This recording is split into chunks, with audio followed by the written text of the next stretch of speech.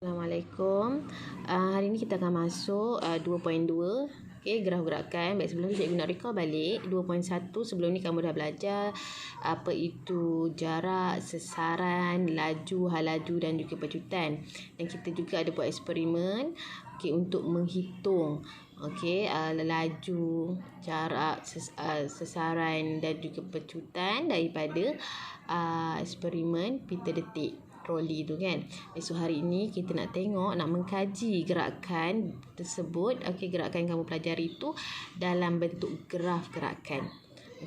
So graf gerakan ni kita ada 3 jenis graf gerakan. Yang pertama graf displacement time. Maaf ini dalam bahasa Inggeris. Yang pertama ni sesaran masa.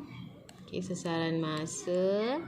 Velocity adalah halaju, graf halaju masa. Dan yang ketiga adalah graf acceleration adalah pecutan. Graf pecutan masa. So kita akan mengkaji 3 jenis graf ini. Tolong ingat. Next.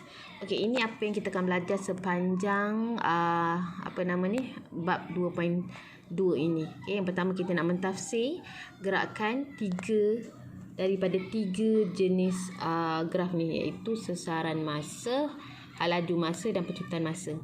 2.2 kita nak menganalisis graf tersebut dengan nak menentukan jarak, sesaran dan halaju. Untuk graf sesaran masa tadi ni, kita nak kira jarak, sesaran dan juga halaju. Begitu juga dengan graf halaju masa. Sama juga kita akan kira jarak, sesaran, halaju dan juga pecutan. Baik, untuk mentafsir ni tadi ni maksud dia kita nak tengok untuk graf sesaran masa, kalau dia garis lurus, maksudnya apa gerakan ni jenis apa? Seragam ke? Tidak seragam ke? Ataupun adakah objek tersebut pegun? Itu untuk mentafsir lah. Yang kedua, 2.2 ini kita nak kira berapa kecerunan dia ni. Dalam bentuk nilai lah. Dan yang keempat ni 2.24 kita nak menterjemah dan melakar. Kamu lukis balik graf, diberi nilai, kamu lukis balik graf. Kemudian kita nak tukar daripada graf sesaran masa kepada graf halaju masa. Bagaimana kita nak interpretkan dalam graf yang lain pula. Sama juga yang bawah ni, graf halaju masa kepada graf pecutan masa. Ataupun sebaliknya, dibagi pecutan masa nak tukar kepada halaju masa. Dan akhir sekali menyelesaikan masalah melibatkan graf gerakan.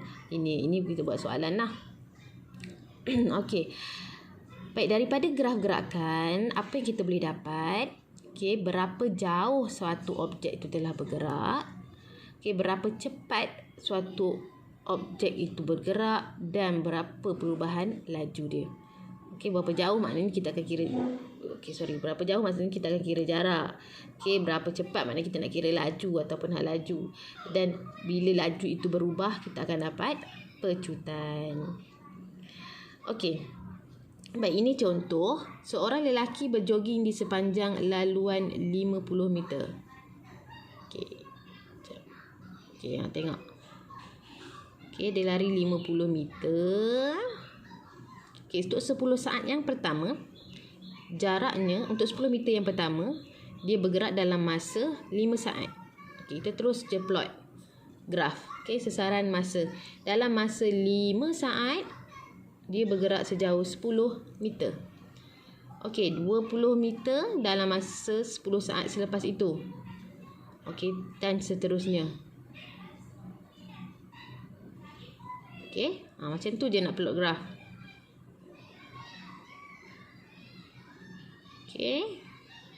So kita dapat graf yang lurus. Next. Graf sesaran masa menunjukkan kedudukan suatu objek pada sebarang masa gerakannya. Next. Ini situasi kedua. Situasi pertama tadi. Ini dia bergerak dengan lebih pantas. Dalam masa 10 meter, dia bergerak dalam masa 10 meter tu dia bergerak dalam masa 2 saat. Seterusnya kita dapat graf yang kedua.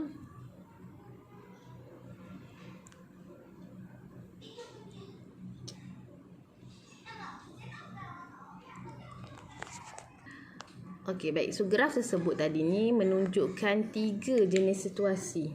3 jenis kes tadi kan. So, daripada sini awak boleh terus nampak siapa yang berlari laju, siapa yang berlari perlahan. Okey, daripada graf. Okey, macam mana kita nak tahu dia lari laju ataupun dia lari perlahan?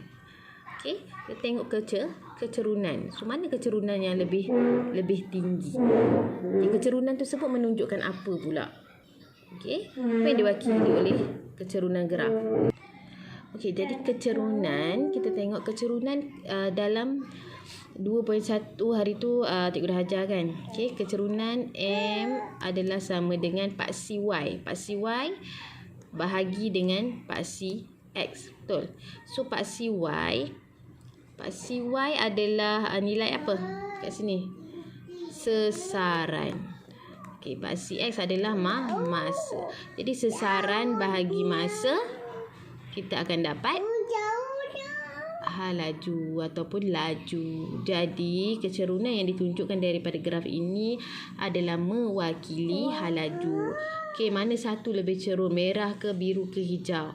So, merah kan. Jadi merah ini menunjukkan laju dia lebih tinggi berbanding dengan hijau. Okey. Baik, kita teruskan dengan aktiviti 1. Ini dalam buku modul kamu. Okey, tolong buka buku modul. Okey, isi sama-sama. Okey. Yang pertama tujuannya, aktiviti pertama menganalisis graf gerakan masa untuk menentukan jarak sesaran dan juga laju. Okey, soalan pertama, laka dan tafsir graf sesaran bagi masa. Okey. So, tengok yang pertama tadi 0 meter T0. So, kat mana? Sinilah. Okay, plotkan kat sini. Untuk 10 meter masa dia 1 saat. 1 saat 10 meter kat sini. Okay, 2 saat 20 meter. 3 saat 30, 40, 50. Okay, lepas tu buat apa? Okay, ambil pembaris. Gariskan. Okay. Okay, yang seterusnya rajah di sebelah menunjukkan gerakan sebuah kereta pada masa yang berlainan.